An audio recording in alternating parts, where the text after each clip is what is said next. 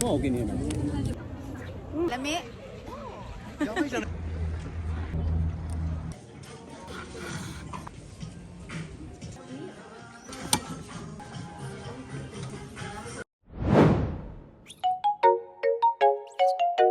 Hi guys! For today's video, papasyal tayo sa Sakura or Cherry Blossom. Ang bilis talaga ng panahon dahil season na naman. Alam nyo naman, kahit matagal na tayo dito sa Japan, hindi talaga ako nagsasawa tumitingin sa Cherry Blossom. At hanggang ngayon, naaamis pa rin ako. So guys, bago tayo mag-proceed sa mahabang lakaran, nakita kami ng Lawson. So naisipan namin ng friend ko. Anyway guys, kabababa lang namin ng train. At ito lang nakita namin na store. Kaya dito na kami pumasok. Magkalaman lang yung tiyan natin, bibili tayo ng onigiri at inumin or tubig or juice o ano pa. So bahala na kayo kung anong gusto nyo. Char! Dahil ang haba ng lalakarin namin ngayon, so challenging talaga ito, mabuti na lang maganda ang panahon. So guys, nakita nyo ba yan? Yung Sakura na yan? So sample pa lang yan, nandito kami ngayon sa tulay. Tulay pa lang yan ha, sa taas. Wala pa kami doon sa sa kaduluduluhan. Guys, ang haba ng lalakarin namin, tingnan nyo naman oh. Yan, doon pa sa kabila. Nakapaligid talaga dito sa lake, yung Sakura or Cherry Blossom ba? Diba ang ganda ng view? Haba talaga ng lakaran namin. So for the go na tayo. So ito na nga. Bago tayo mag-proceed sa mahabang lakaran, kain muna tayo guys. Dahil para maroon tayong power ba or energy. Dito na lang kami umupo dahil medyo dito dahil dito ay malamig. Alam nyo guys, yung sa likod namin, Imperial Hotel yan. Kaya walang init.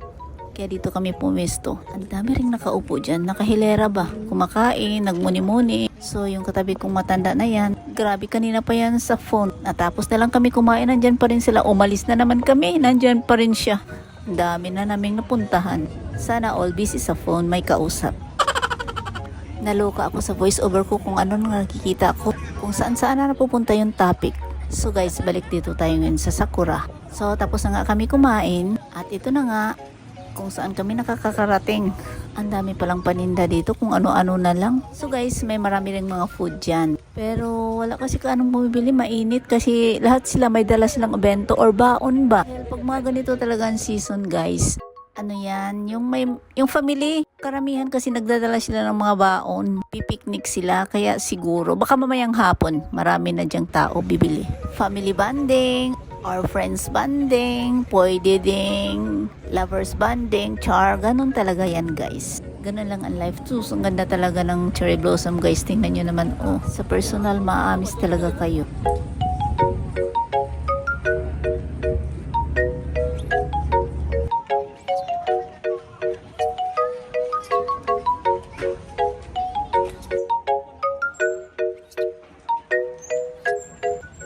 So, kanya-kanya talaga kami ditong diskarte ng friend ko. So guys, nandito tayo sa taas ng tulay. Dahil yung friend ko nagla-live naman sa Black Up, iikot pa kami, tatawid pa kami doon, kaya nandito kami. Ang ganda talaga ng view guys. So hindi namin namamalayan na ang haba na talaga ng nilalakad namin. So ito yung view sa taas ng tulay.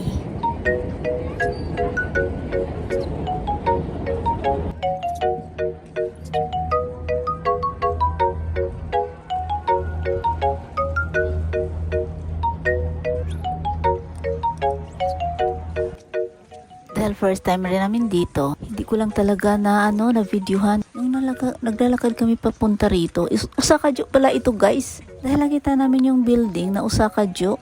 Kaya sinundan lang namin yung mga tao. At tumiretsa lang kami, nagsapalaran ba? Malapit rin pala sila, magkakalapit lang. Pag tinitrain mo kasi, pag nandun ka sa train, iba kasi ang yung daanan. Kaya parang feeling mo malayo, ay malapit lang pala. Pag maglalakad ka, may shortcut. Naamis ako ah. So itong Osaka-jo guys, famous kasi itong pasyaran talaga. Tingnan mo naman ang daming tao. Ito yung main, ang daming tao talaga. So dito, bumili ako ng takoyaki. 600 yen desu ka? Ah, onegai shimasu itotsu.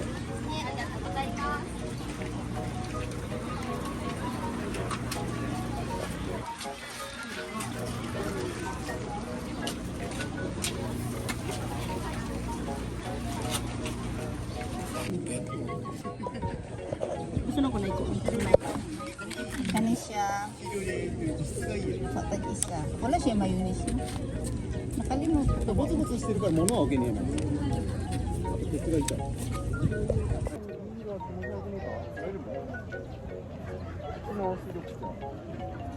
うん。Kaon na day. Ang tapos pa ng katawa. What the?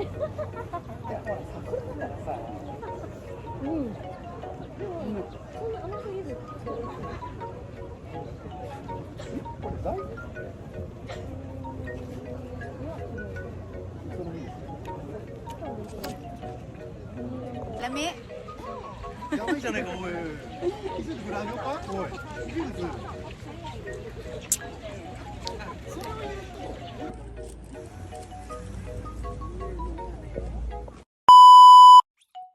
May nakita ako ditong Demir na bag, yung kilikili bag lang. Ang ganda, mukhang bago oh. Tingnan nyo naman mo kumikintab din sa camera ko at ang ganda pa talaga ng ano niya, yung quality.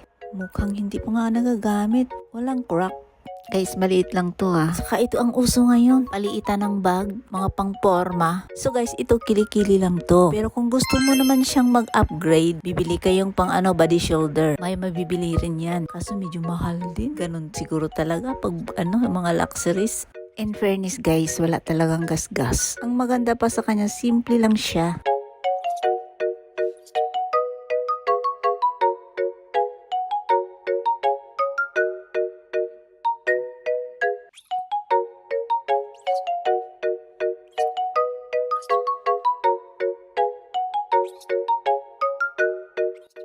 At ito namang isa, maganda rin. Medyo malaki siya at long shoulder naman ito. Guys, tinan mo naman yung presyo. Mas mahal pa yung maliit.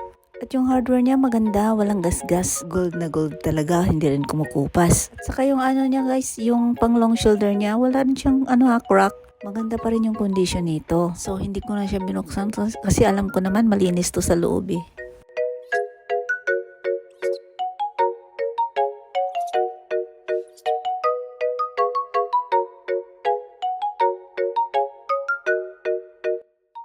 So, diyan dito sa taas may nakita akong sombrero. Mga fashion na sombrero na napakamahal. Ito yung hinawakan ko. Isa naman itong Hermes. Guys, yung presyo niya, tingnan niyo naman.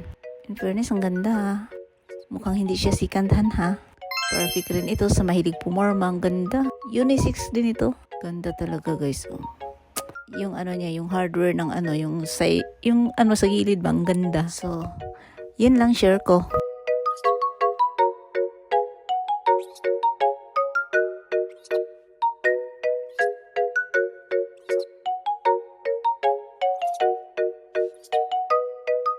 Yung sa taas talaga, ayaw ipahawak yan. Ang ganda. Marami sila doon oh.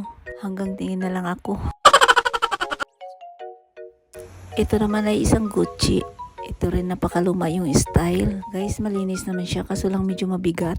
At matigas yung leather niya. In fairness, malinis. Walang stain. Yung buckle niya, tingnan nyo naman oh. Unique. So, ito pala isang handbag. Pag ito talaga ang nala mo, para kang madrona or madam ba. Ewan ko kung anong tawag doon. Basta. Char-char lang yan guys ha. May masabi lang, tingnan nyo na. Pakalinis at malawak rin sa loob.